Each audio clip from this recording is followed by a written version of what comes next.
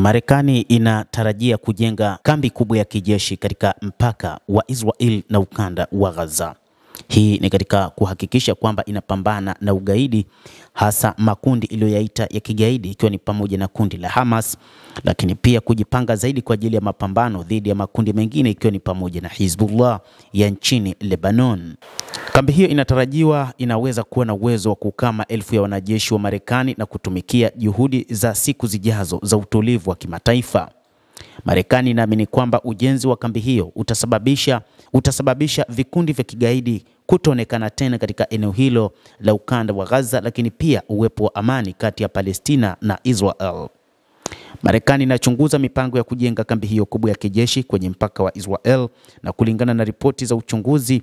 zimeeleza mnamo siku ya Jumanne kwamba eneo linalotarajiwa litakuwa na uwezo wa kuhifadhi maelfu ya wanajeshi kutokea nchini Marekani na watahudumia, na mipango yao ni juhudi za siku zijazo za kuleta utulivu wa kimataifa, kulingana na vyanzo vya habari.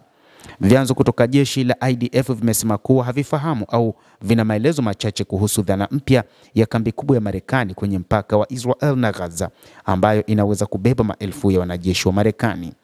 Bezi hiyo ama kambi hiyo ya kijeshi inaweza kuongeza pia uwezo wa Marekani wa kudhibiti moja kwa moja matukio ya ardhini huko Gaza. Kwa mujibu wa ripoti, sehemu ya madhumuni ya kituo hicho itakuwa ni kuimarisha uwezo wa Marekani wa kudhibiti moja kwa moja matukio ya mashinani na kutoegemea sana ushirikiano wa Israel katika kukabiliana na pande mbalimbali, iwe Hamas, Misri, mamlaka ya ndani ya Palestina au pande nyingine za tatu zinazosaidia katika kusimamia ukanda wa Gaza. Hayo yamesemwa kutofahamu kwa IDF. Wazo hilo kuna maanisha kuwa huenda lisifanyike au linaweza kuwa wazo la mbali zaidi ambalo litachukua muda kujadiliana kuleta tija. Vinginevyo, Waziri Mkuu Benjamin Netanyahu anaweza kuwa tayari amekubali mabadiliko hayo bila kuarifu jeshi la IDF, jambo ambalo amekuwa akifanya mara kwa mara kuhusu masuala yenye athari nyeti za kisiasa katika taifa hilo la Kiyahudi. Mwisho wa Oktoba, kituo kipya cha uratibu cha kijeshi cha Marekani CMCC kilianza kufanya kazi huko Kiryat Gat, na Marekani na maafisa wa shirika ambao watatoa zaidi ya madhumuni ya kuratibu kuliko uwezo wa kutenda kwa kujitegemea na kwa uthabiti katika uwanja huo. Maafisa wa CENTCOM wa Marekani wameelezea CMCC karibu na Kiryat Gat kama kitovu cha kuratibu njia za kimataifa za kibinadamu na kijeshi zilizounganishwa na Gaza, wakisema ilianza kufanya kazi mwishoni mwa Oktoba na inalenga kurahisisha maamuzi katika washirika.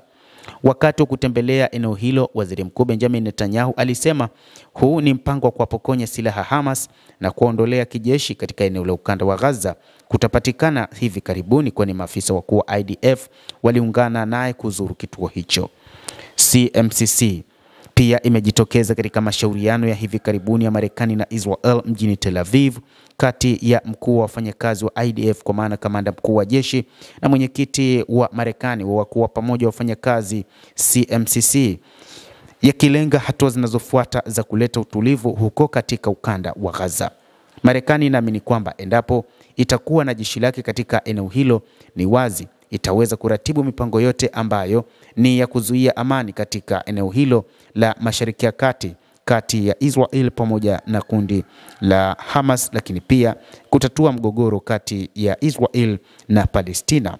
Hata hivyo, wachambuzi wanaeleza kwamba pengine uwepo wa kambi hiyo utaweza kusababisha kutekwa zaidi kwa maeneo mengi ya Palestina, ambavyo Israel ilieleza na kuweka wazi mipango yake ya kutaka kuwa kubwa zaidi katika eneo hilo la Mashariki ya Kati kwa kuteka maeneo mengi ya Mashariki ya Kati, na hivyo huenda kambi hiyo itakuwa ni kwa ajili ya usaidizi ya kuhakikisha Israel inapata maeneo makubwa katika eneo la Mashariki ya Kati. Mtazamaji wa The World News, endelea kutufuatilia, lakini usisahau kulike, kucomment, kadhalika na kusubscribe channel yetu hii ili upate habari hizi kwa mapana hapa The World News. Mimi ni Adam Hussein, endelea kuwa nasi wakati wote, endelea kutufuatilia.